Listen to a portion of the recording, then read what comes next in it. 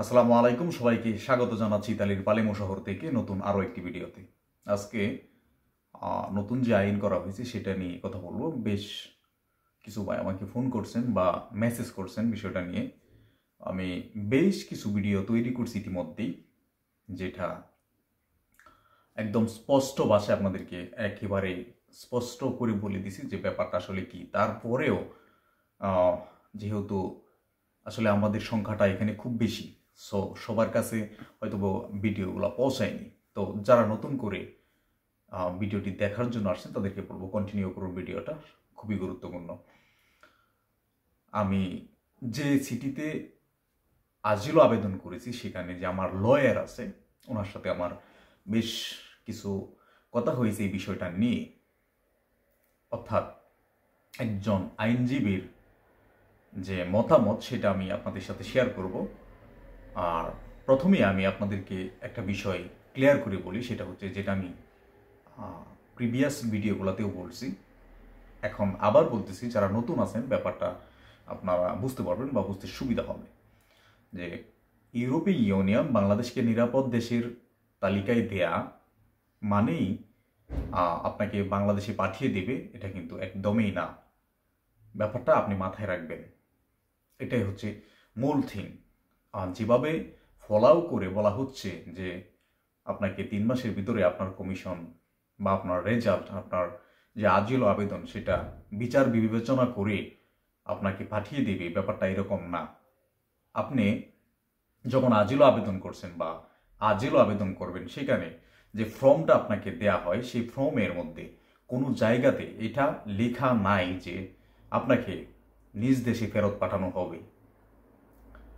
সেই ফর্মটার মধ্যে পায়াজেসি করে আইনটা লেখা রয়েছে, বাট আপনাকে দেশে ব্যাক করে পাঠিয়ে দেবে, সেই বিষয়টা আপনি দেখাতে পারবেন না।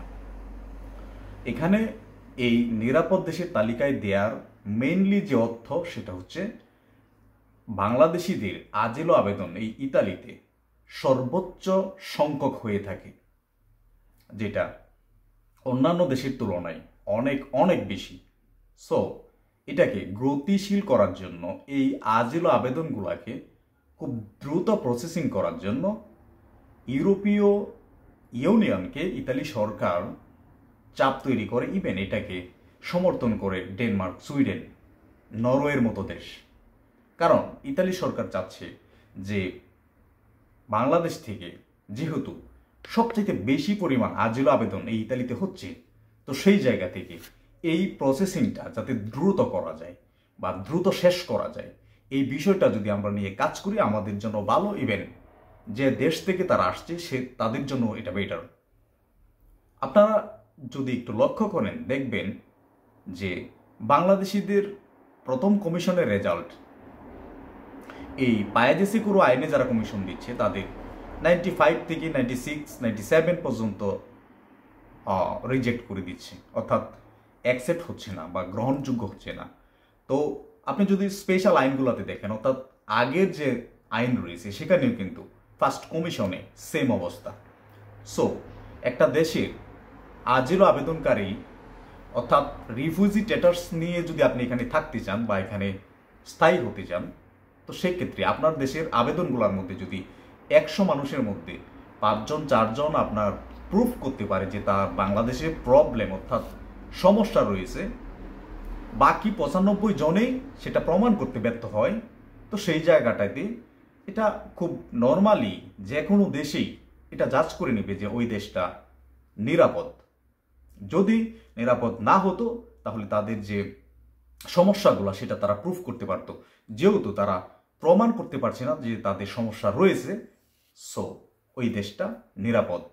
তো এখানে শুধু এই বিষয়টাই যে তারা বিবেচনা করছে ব্যাপারটা এরকম না।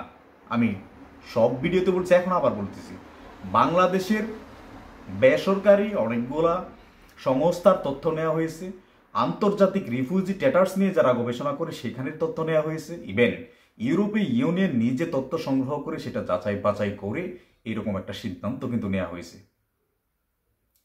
সো এখানে টেনশন বা অযথা মানসিক চাপ নেয়ার আমি আসলে কোনো কারণ দেখি না। বাংলাদেশ নিরাপদ দেশ সেটা আমরা সকলেই জানি। তবে হ্যাঁ, এই নিরাপদ দেশের তালিকা দেওয়া হয়েছে আপনার যে প্রসেসিংয়ের যে ব্যাপারটা সেটা দ্রুত করার জন্য। আপনি যদি প্রুফ করতে পারেন যে বাংলাদেশে আপনার সমস্যা রয়েছে বা বর্তমানে আপনার পরিবার হুমকিতে রয়েছে, এই মুহূর্তে আপনি বাংলাদেশে যদি চলে যান আপনার সমস্যা হবে, দেন আপনাকে কিন্তু এখানে থাকার অনুমতি দেবে। এটা পূর্বের আইনেও ছিল, বর্তমান যে আইন সেটাও সেম। সো এটা নিয়ে চিন্তার খুব বেশি কারণ আমি দেখি না। এখন আমাদের মেইনলি হচ্ছে এখানে থাকতে গেলে অবশ্যই আপনাকে প্রুফ করতে হবে যে আপনার সমস্যা রয়েছে বাংলাদেশে। সো নিরাপদ দেশ এবং অনিরাপদ দেশের মধ্যে খুব বেশি পার্থক্য আমি দেখি না। নিরাপদ দেশ এখনও আপনার 5% কমিশনে কাগজ হচ্ছে, অর্থাৎ পারমিশন সৌজন্য হচ্ছে। প্রিভিয়াস টাইম অর্থাৎ পুরাতন আইনে যখন কমিশন দেয় তখনও সেই 95% কমিশন রিজেক্ট, অর্থাৎ নেগেটিভ রেজাল্ট চলে আসে। সো খুব বেশি ডিফারেন্ট নেই। তো এখন আমি বলি, আমার যে লয়ার রয়েছে ওনার সাথে আমি এই বিষয়টা শেয়ার করছিলাম যে আমার সামনে কমিশন। সো এখন বাংলাদেশ নিরাপদ দেশ, এটা কি আসলে কোনো প্রভাব ফেলবে নাকি না? তো উনি যেটা বললো যে বাংলাদেশিরা এটা নিয়ে খুব বেশি আতঙ্কে রয়েছে এই মুহূর্তে। তবে এখানে আতঙ্ক হওয়ার মতো খুব বেশি বিষয় না। বাংলাদেশের আগেও রিজেক্ট খাইতো, এখনও রিজেক্ট খাচ্ছে। সো এটা যদি আপনি নেক্সট আপনি প্রুফ করতে পারেন বা আপিল করতে পারেন, আপনার আপিলটা অ্যাকসেপ্ট হয়ে যায়, দেন আপনি বেঁচে গেছেন। আমি যে কথাটা প্রিভিয়াস ভিডিওতে আপনাদেরকে বলছি সেটা আমি আমার লয়ারের পরামর্শ ছাড়া, সেই বিষয়টাই একই সেম। সো আমি আপনাদেরকে বলবো যে এই বিষয়টা নিয়ে ঘাবড়িয়ে যাওয়া বা ঘাবড়িয়ে গিয়ে আপনি আপনার যে করণীয় সেটা যদি ভুলে যান, তাহলে কিন্তু আপনি এখানে থাকাটা আপনার জন্য কষ্টকর হয়ে যাবে।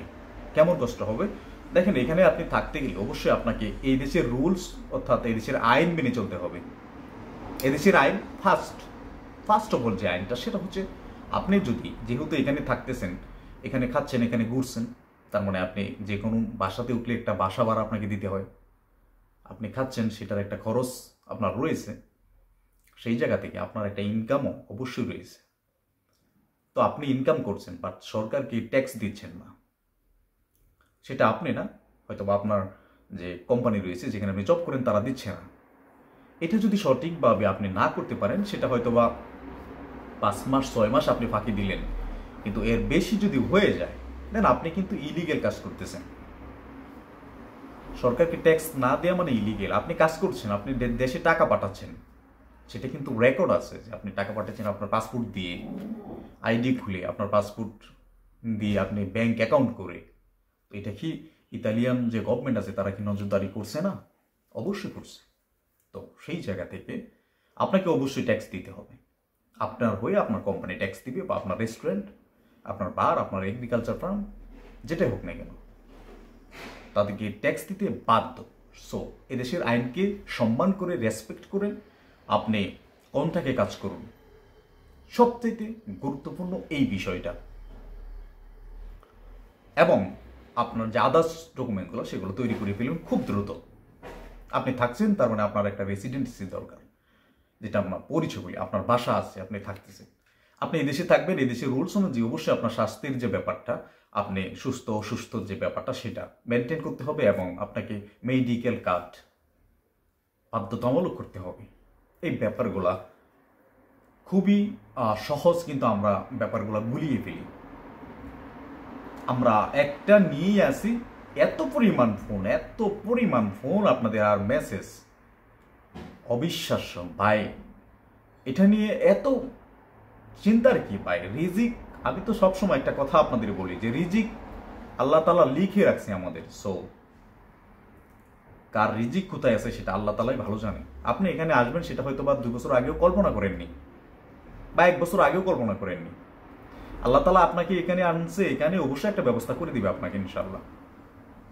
সো এদেশের আইনকে সম্মান করে, এদেশের নিয়ম কানুনকে মেনে, অবশ্যই কোনো ধরনের কোনো ক্রাইমের সাথে জড়িত না হয়ে আপনি আপনার মতো ট্রাই করে যান, বাকিটা সহজ হয়ে যাবে ইনশাল্লাহ।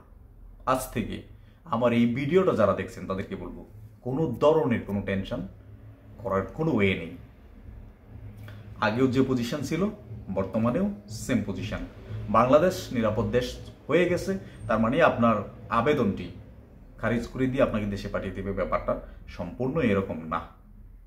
আপনি যদি প্রুফ করতে পারেন যে বাংলাদেশে আপনার সমস্যা রয়েছে, দেন আপনি এখানে থাকার পারমিশন অবশ্যই পাবেন। যদি আপনার প্রমাণ না করতে পারেন যে বাংলাদেশে আপনার সমস্যা নেই, দেন আপনাকে তারা বলবে যে আপনি নিজ দেশে ফেরত যান, কারণ আপনার তো বাংলাদেশে সমস্যা নেই। এটা স্বাভাবিক একটা প্রক্রিয়া।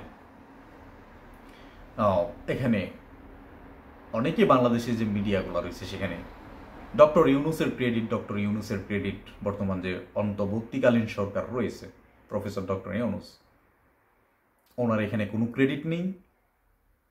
ইভেন প্রিভিয়াস যে গভর্নমেন্ট, তাদের কোনো ক্রেডিট নেই। এটা সম্পূর্ণই ইউরোপীয় ইউনিয়নের ব্যক্তিগত একটা সিদ্ধান্ত। সো কাউকে ক্রেডিট দেওয়ার বা না দেওয়ার প্রশ্নই আসে না। বাংলাদেশকে নিরাপদ দেশের তালিকায় দেওয়া হয়েছে শুধু রিফিউজি স্ট্যাটাসের যে ব্যাপারটা সেইটা বিবেচনা করি। বাংলাদেশ অর্থনীতিতে এগিয়ে গেছে, বাংলাদেশ সামরিক দিক নিয়ে এগিয়ে গেছে, বাংলাদেশ তাদের যে হিউম্যানিটির সেফটি সেটা এগিয়ে গেছে। ব্যাপারটা এমন না। বাংলাদেশ 12 লাখ 14 লাখ রোহিঙ্গাকে আশ্রয় দিয়েছে। সো বাংলাদেশ নিজের জায়গা থেকে স্বাবলম্বী এইরকম চিন্তা করে অবশ্যই তারা এই ব্যাপারটা এরকমভাবে সিদ্ধান্ত নেয়নি। তারা একটা বিষয় লক্ষ্য করেছে, যে দেশের নাগরিকরা আমার দেশে আসার পর আজও আবেদন করে সর্বোচ্চ, সেখানে 100%-এর মধ্যে মাত্র 5% মানুষই প্রুফ করতে পারে যে তার সমস্যা রয়েছে, বাকি 95% মানুষই মিথ্যা বলছে। সো আপনি যেহেতু মিথ্যা বলছেন, সো আপনাকে কেন এই দেশে আপনাকে আশ্রয় দিবে? ব্যাপারটা খুবই সিম্পল। আপনি এখন প্রুফ করেন, আপনি 15 দিন পরে আপনার পারমিশন ইস্যুর জন্য প্রন্ত। প্রুফ করতে পারবেন না, আপনার প্রন্ত হবে না আপনার পারমিশন ইস্যুর জন্য। এটি স্বাভাবিক প্রক্রিয়া। প্রুফ করা বা প্রমাণ করা যেটা আপনার সমস্যা রয়েছে, সেটা প্রমাণ করার দায়িত্ব একমাত্র আপনার। ইউটিউবে যখন সার্চ দেবেন, কন্টেন্টের অভাব পাবেন না, প্রচুর কন্টেন্ট পাবেন। তো কেউ আপনাকে সঠিক রাস্তা দেখাবে না। যারা সঠিক রাস্তা কথা বলে তাদেরকেও টাকা দিতে হবে, পেমেন্ট করে তাদের কাছ থেকে অ্যাডভাইস নিতে হবে। সো অ্যাডভাইস নেওয়ার কোনো প্রয়োজন নেই, শুধু আমার ভিডিওগুলো দেখেন আর সেই মাফিক ফলো করে কাজ করেন, পারমিশন সৌজন্য ইনশাল্লাহ পেয়ে যাবেন। বাংলাদেশে করো নিরাপদ দেশ নিয়ে কোনো ধরনের চিন্তা করার দরকার নেই। এখানের আইনজীবী, এখানের যে বিচারকগণ রয়েছে, সবাই বলতেছে প্রসেসিংটা সেম, খুব বেশি পার্থক্য নয়। শুধু সময়ের একটা পার্থক্য হয়েছে, যেটা আগে হয়তো বা 2 বছর 3 বছর, কারো ক্ষেত্রে 4 বছর লাগতো সময়, সেটা হয়তো বা এখন সর্বোচ্চ টাইম 6 থেকে 8 মাসের ভিতরে সেটা কমপ্লিট হয়ে যাবে। এর ভিতরে যদি আপনাদের রেজাল্ট চলে আসে, আমি মনে করি এটা ভালো। যদি আপনি প্রুফ করতে পারেন আপনি 4 মাস 5 মাস 8 মাসের ভিতরে আপনি পারমিশন ইস্যুর জন্য পেয়ে গেলেন, আপনার পরিবারের সাথে সাক্ষাৎ করলেন, বাংলাদেশে গেলেন, এটা ভালো। যদি প্রুফ না করতে পারেন, আপনার যদি আজও আবেদন রিকোর্সও করেন, অ্যাকসেপ্ট হয়ে যায়, দেন আরও 2 থেকে 3 মাস বা 5 মাস সময় পাচ্ছেন। সেই সময়ের ভিতরে নিজেকে গুছিয়ে আপিল করেন, আপনার উকিলকে সাপোর্টিং ডকুমেন্টসগুলো দেন, আপনার উকিল আপনার যে ডকুমেন্টসটা সেটা অবশ্যই নিয়ে আসতে পারবে। যাই হোক, এই বিষয়টা নিয়ে আমি অনেক কথা বলছি আজকে। এত কথা আজকে আবারও মোটামুটি অনেকেই কথা বলে ফেললাম। ব্যাপারটা আপনাদেরকে ক্লিয়ার করার জন্য বলছি। আপনাদের মাথার ভেতরে যে নেগেটিভিটি ঢুকে গেছে, এটা বের করা আমার কাজ। এই নেগেটিভিটি বের করে দেন একেবারে। সুস্থভাবে সুন্দরভাবে থাকেন। ইতালিয়ান যে কমিউনিটি আছে তাদের সাথে অবশ্যই ভালো ব্যবহার করেন। কোনো ইতালিয়ানের সাথে রাফ ব্যবহার একেবারেই করা যাবে না। ইভেন বাংলাদেশি যারা আছে তাদের সাথে অবশ্যই না। এখানে থাকতে গেলে কোনো ধরনের আইন লঙ্ঘন করা যাবে না। এদেশের আইনকে সম্মান করতে হবে, এদেশের নিয়ম কানুনকে সম্মান করতে হবে। এটা বাংলাদেশ না। ইচ্ছে হলোই আর আপনি মারামারি শুরু করলেন, ইচ্ছে হলো আপনি গালিগালাজ শুরু করলেন, ব্যাপারটা এমন না। এখান থেকে দূরে থাকবেন। যাই হোক, নতুন আপডেট আসলে অবশ্যই আপনাদের সাথে শেয়ার করার চেষ্টা করব। ততক্ষণ পর্যন্ত ভালো থাকবেন সবাই। ধন্যবাদ সবাইকে।